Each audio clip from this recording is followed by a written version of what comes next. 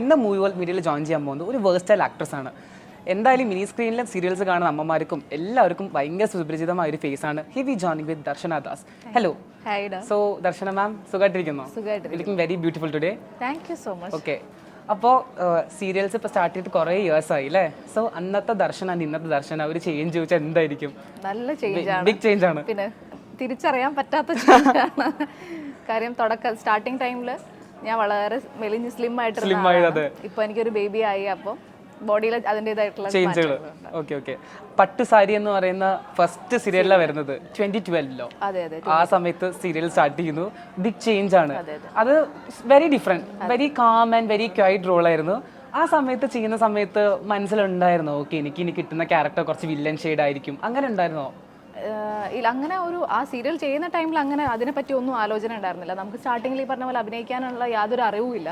ഇപ്പോഴും ഉണ്ടെന്നല്ല പറയുന്നത്, എന്നാലും തുടക്കത്തിലൊട്ടും അങ്ങനെ അറിയത്തില്ലായിരുന്നു. അപ്പൊ ഇനി വരുമ്പോ നമ്മൾ ഇനി സീരിയലിൽ എടുക്കുമോ എന്ന് തന്നെ ഡൗട്ടായിരുന്നു. തീർച്ചയായിട്ടും അത് കണ്ട് സ്ക്രീനിൽ കാണുമ്പോൾ നമുക്ക് തന്നെ നമ്മളെ ഒരു വിലയിരുത്തലുണ്ടല്ലോ, അത് കണ്ടിട്ട്. ഇപ്പോ ഞാൻ പറഞ്ഞ ഞാൻ ഇന്റർവ്യൂ പറഞ്ഞ പോലെ വേഴ്സ്റ്റൈൽ ക്യാരക്ടേഴ്സ് ആണ്. സ്റ്റാർട്ടിങ് വളരെ കാമായിച്ചിരുന്നു, കാരണം നമ്മൾ ഇവിടെ കണ്ടിട്ടുള്ളതാണ്. സിനിമയിൽ പിന്നെ ഡിഫറെന്റ് ആണ്. പണ്ടത്തെ എന്ന് പറഞ്ഞാൽ പണ്ട് വളരെ കാമായി റോൾ ചെയ്ത ആള് പിന്നെ നമ്മൾ ഭയങ്കര കാമായിട്ടുള്ള റോളൊക്കെ കാണുന്നത്. പക്ഷെ പിന്നെ സീരിയസ് നോക്കുമ്പോൾ കറുത്തമുത്തിലെ ഗായത്രിയൊക്കെ നമ്മളൊക്കെ ഷോക്കായി പോയി. സോ ഹൗ ചലഞ്ചിങ് ആ ക്യാരക്ടർ പോർട്രേ ചെയ്യുമ്പോൾ? എനിക്ക് സത്യം പറഞ്ഞാൽ അങ്ങനെയുള്ള ക്യാരക്ടേഴ്സ് ചെയ്യാനാണ് കുറച്ചുകൂടെ ഇഷ്ടം. എനിക്ക് കുറച്ചുകൂടെ പെർഫോം ചെയ്യാനുണ്ടെന്ന് തോന്നുന്ന അങ്ങനത്തെ ക്യാരക്ടേഴ്സ് ആണ്. പിന്നെ ഈ കണ്ടുപറഞ്ഞ എല്ലാ ഒരു നെഗറ്റീവ് ഷെയ്ഡിനും ഒരു പാറ്റേൺ ഉണ്ടല്ലോ, ആ പാറ്റേൺ വിട്ടിട്ട് എന്തെങ്കിലും ചെയ്യണമെന്നൊരു ആഗ്രഹമുണ്ട്. അപ്പൊ ഈ മൗനരാഗത്തിലാണ് എനിക്ക് അത് കുറച്ചുകൂടെ ചെയ്യാൻ പറ്റിയില്ല. തീർച്ചയായിട്ടും അതാണ്. അപ്പൊ എനിക്കത് ഭയങ്കര എൻജോയ് ചെയ്താണ് ഞാൻ ചെയ്തത്. പുറത്തൊക്കെ പോകുമ്പോ ഓഡിയൻസിന്റെ നല്ല ക്യാരക്ടേഴ്സിനെ ആക്ച്വലി നല്ല കുറെ അമ്മമാര് ഭയങ്കര സ്നേഹമായിരിക്കും. പക്ഷെ നെഗറ്റീവ് ക്യാരക്ടേഴ്സ് നമുക്കൊരു ഇനോഗ്രേഷന് പോകാൻ പോലും പറ്റാത്ത അവസ്ഥകൾ കുറെ ആക്ടേഴ്സ് പറയുന്നത് കേട്ടിട്ടുണ്ട്. അങ്ങനത്തെ നേരിട്ടിട്ട് ഉണ്ടായിട്ടുണ്ടോ? തുടക്കത്തിലുണ്ടായിരുന്നു. ഇപ്പൊ ഞാൻ കറുത്തമുത്ത് ചെയ്യുന്ന ടൈമിൽ എനിക്ക് ട്രെയിനിൽ പോലും യാത്ര ചെയ്യാൻ പറ്റാത്ത അവസ്ഥ ഉണ്ടായിട്ടുണ്ട്. ട്രെയിനിൽ പോലും? അതെ അതെ. എന്നെ കാണുമ്പോൾ ആദ്യമേ അടിക്കാനാണ് അവർ വരുന്നത്. പിന്നെയാണ് അവർക്ക് അയ്യോ ഇതിങ്ങനെ അല്ലല്ലോ എന്നുള്ള അതൊക്കെ വരുന്നത്. പിന്നെ സ്നേഹപ്രകടനങ്ങളൊക്കെ ഉണ്ടായിട്ടുണ്ട്. ഇപ്പോൾ എന്ന് പറയുമ്പോൾ ഇത് അഭിനയമാണ് എന്ന് തിരിച്ചറിയാനുള്ള കഴിവ് എല്ലാവർക്കും ഉണ്ടെന്നാണ് ഞാൻ വിശ്വസിക്കുന്നത്. അപ്പം അഭിനയത്തും ബെറ്ററായി, അല്ലെങ്കിൽ അഭിനയം നന്നായിരുന്നു എന്നാണ് പറയുന്നത്. ഇപ്പൊ ചെയ്ത സീരിയൽസിലൊക്കെ ഏറ്റവും ഇഷ്ടപ്പെട്ട ക്യാരക്ടർ ഏതാ? ഒന്ന് എടുത്ത് നോക്കുമ്പോൾ കരിയർ ജോൺ എടുത്ത് നോക്കുമ്പോൾ ഈ ക്യാരക്ടർ എനിക്ക് very special to my heart എന്ന് തോന്നുന്ന ഒരു ക്യാരക്ടർ കറുത്തമുത്ത് തന്നെയാണ്. കാര്യം എന്നെ ഞാൻ ആക്കിയത് ഒരു ഫെയിം തന്നൊരു ക്യാരക്ടർ അല്ലേ? എന്നെ ഈ മൗനരാഗം എന്ന് പറയുന്നുണ്ടെങ്കിൽ കൂടി കറുത്തമുത്താണ് കുറച്ചുകൂടെ ആളുകൾ ഓർത്തിരിക്കുന്നത്. Okay okay. ആ സമയത്ത് ഭയങ്കര ചേഞ്ച് ആണ് ഇപ്പോഴത്തെ ടെക്നോളജി അല്ല ആ സമയത്ത്. അപ്പൊ ഒരു ഡിഫറൻസ് എന്തായിരിക്കും ആസ് ആർട്ടിസ്റ്റ് ആ സമയത്ത് ഈ സമയത്തും? എല്ലാം ഉണ്ട്. നമ്മൾ ഈ പറഞ്ഞ പോലെ നമ്മുടെ സ്റ്റൈലുണ്ട്, ഈ പറഞ്ഞ ക്യാമറയിലും വ്യത്യാസം വന്നിട്ടുണ്ട്. എല്ലാത്തിലും ലൈറ്റ് ഇതുപോലെ തന്നെ ടെക്നീഷ്യൻ സൈഡിലും അല്ലാതെയും വ്യത്യാസം വന്നിട്ടുണ്ട്. അതുപോലെ തന്നെ അഭിനയത്തിലും വ്യത്യാസം, എല്ലാത്തിലും ഒരു വ്യത്യാസം വന്നിട്ടുണ്ടല്ലോ. ഒരു ഇൻട്രസ്റ്റിംഗ് ഫാക്ട് ആണ്, ഒരു വടക്കൻ സെൽഫി മൂവിയില് വടക്കൻ സെൽഫി മൂവിയില് മോഡലായിട്ട് വരുന്നുണ്ട്. അതില് ഒരു ഓറഞ്ച് ഡ്രസ് ഒക്കെ ഇട്ട ആ സോങ്ങില്, അതും അജു വർഗീസിന്റെ കൂടെ വരുന്നുണ്ട്. അതിലോട്ടുള്ള ഒരു വരവ് എങ്ങനെയായിരുന്നു? അത് സത്യം പറഞ്ഞാൽ അത് അതിന്റെ കൺട്രോൾ എന്ന് പറയുന്നത് നമുക്ക് അടുത്ത ഒരു ഫ്രണ്ട് ആയിരുന്നു. അദ്ദേഹം വിളിച്ചതാണ് എന്നെ. അപ്പൊ ഈ പറഞ്ഞ പോലെ വലിയ പ്രതീക്ഷയൊന്നും ഇല്ല. എനിക്ക് ഭയങ്കര ചമ്മലൊക്കെയാണ് ഇങ്ങനെയുള്ള കാര്യങ്ങൾ ചെയ്യാന്ന് പറയുമ്പോൾ. പോയി അറിയില്ല, അച്ഛനും അമ്മയും തന്നൊരു ധൈര്യം പോയി. പക്ഷെ നല്ലതായിരുന്നു. ഒരു ദിവസമേ അവരുടെ കൂടെ സ്പെൻഡ് ചെയ്തെങ്കിലും എനിക്ക് നല്ലൊരു എക്സ്പീരിയൻസ് ആയിരുന്നു. ഇപ്പൊ സ്ക്രീനിൽ കാണുമ്പോ എങ്ങനെയാ? ക്രിഞ്ച് തന്നെയാ. കുറച്ചുകൂടെ നല്ലതാക്കാമായിരുന്നു. ഇനി ഒന്നുകൂടെ സിനിമ ട്രൈ ചെയ്യായിരുന്നു എന്ന് തോന്നിയിട്ടുണ്ടായിരുന്നു. പക്ഷെ എനിക്ക് പൊതുവെ ഇച്ചിരി മടിയുള്ള ഒരാളാണ് ഞാൻ എല്ലാത്തിനോടും.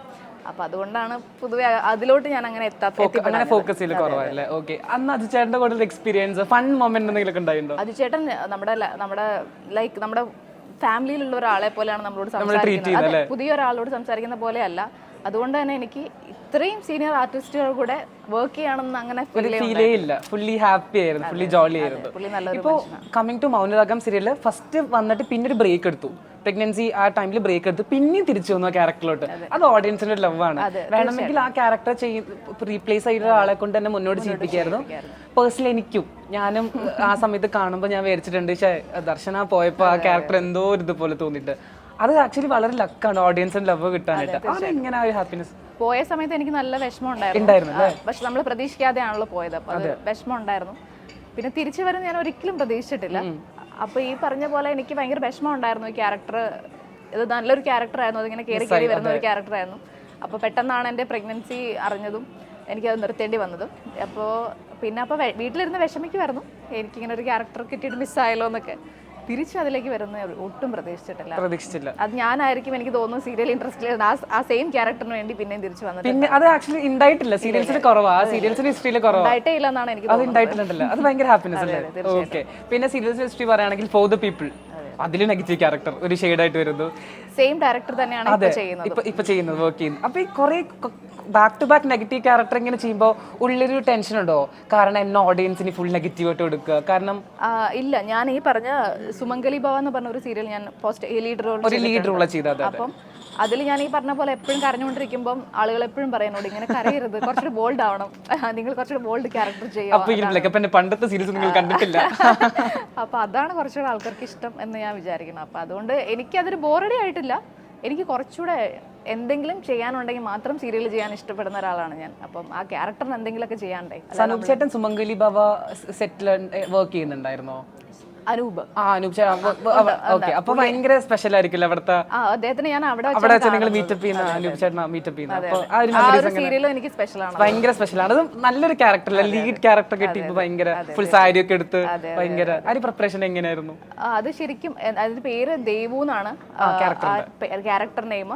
എന്റെ ഹസ്ബൻഡ് ഇപ്പോഴും എന്നെ അങ്ങനെ തന്നെയാണ് വിളിക്കുന്നത്. അതെ, പുള്ളിക്ക് ആ ഒരു രൂപത്തോടു കൂടി കാണാനാണ് എന്നെ. ബാക്കി എല്ലാവരും എന്നെ വില്ലനായിട്ടാണ്, ആള് മാത്രമാണ്. സോ ഇങ്ങനെ ഈ ക്യാരക്ടർ വന്ന സമയത്ത്, കാരണം അതിന് മുന്നേ തന്നെ നെഗറ്റീവ് ചെയ്ത ഒരാളാണ്, അപ്പോൾ ഒരു ടെൻഷൻ ഉണ്ടായിരുന്നു എന്നെ ആൾക്കാർ ഓഡിയൻസ് ആക്സെപ്റ്റ് ചെയ്യോ? അങ്ങനെ ടെൻഷൻ ഇല്ല. ഞാൻ ഈ കറുത്തമുത്തിൽ എന്ന് പറഞ്ഞാൽ എനിക്ക് എല്ലാം പെർഫോം ചെയ്യാനുള്ള ഒരു സ്പേസ് ഉണ്ട്. ആദ്യമേ ഞാൻ നെഗറ്റീവ് ആയിരുന്നു, പിന്നെ ഞാൻ പോസിറ്റീവായി. ആ പോസിറ്റിവിറ്റി എല്ലാവർക്കും ഇഷ്ടമായിരുന്നു. അപ്പൊ അതിനെ തുടർന്നാണ് എനിക്ക് ഈ പറഞ്ഞ ലീഡ് റോൾ വന്നത്. അപ്പോൾ ഉറപ്പായിട്ടും ആളുകൾ കുറെ ആക്സെപ്റ്റ് ചെയ്തവരുണ്ട്. പക്ഷെ ഞാനിങ്ങനെ കരയുന്നത് കാണാൻ ഇഷ്ടമില്ലാത്തതുകൊണ്ട് അവരിങ്ങനെ പറയുന്നത്. പിന്നെ ഒരു ആക്ടർ മാത്രമല്ല, ഒരു സക്സസ്ഫുൾ ഓൺട്രപ്രണറും കൂടിയാണ് ഇതൽ ബൈ ദർശന അല്ലെ? ഇപ്പൊ അവിടെ ആ കസ്റ്റീമ അതിന്റെ വേറെ ഒരു ഫ്രണ്ടിന്റെ കോസ്റ്റ്യൂമാണ്. ഓക്കെ. സോ ഇതൽ ബൈ ദർശന എങ്ങനെ ബീങ് ആൻ ഓൺട്രപ്രണർ, എങ്ങനെ ആ ഒരു ടാസ്ക് എങ്ങനെ പോകും? ആക്ച്വലി എൻ്റെ ഒരു സ്വപ്നമാണെന്ന്. അതെ, ഞാൻ ഡ്രസ്സിനെ ഭയങ്കര ഇഷ്ടപ്പെടുന്ന ഒരാളാണ്. അപ്പം കുറെ ഇങ്ങനെ ആലോചിക്കുമ്പോൾ നമുക്ക് തോന്നിക്കൂടെ എന്തുകൊണ്ട് നമുക്ക് ഇതൊരു ബിസിനസ് ആക്കിക്കൂടെ, അങ്ങനെ തുടങ്ങിയ ഒരു സംഭവമാണിത്.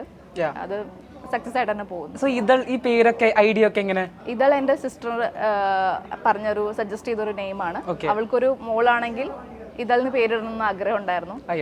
സോ അവൾക്കത് പറ്റിയില്ല, അപ്പം എനിക്ക് ആ ഒരു പേരിട്ടു. എങ്ങനെ പോകുന്നു ആസ് ഓൺട്രപ്രണർ?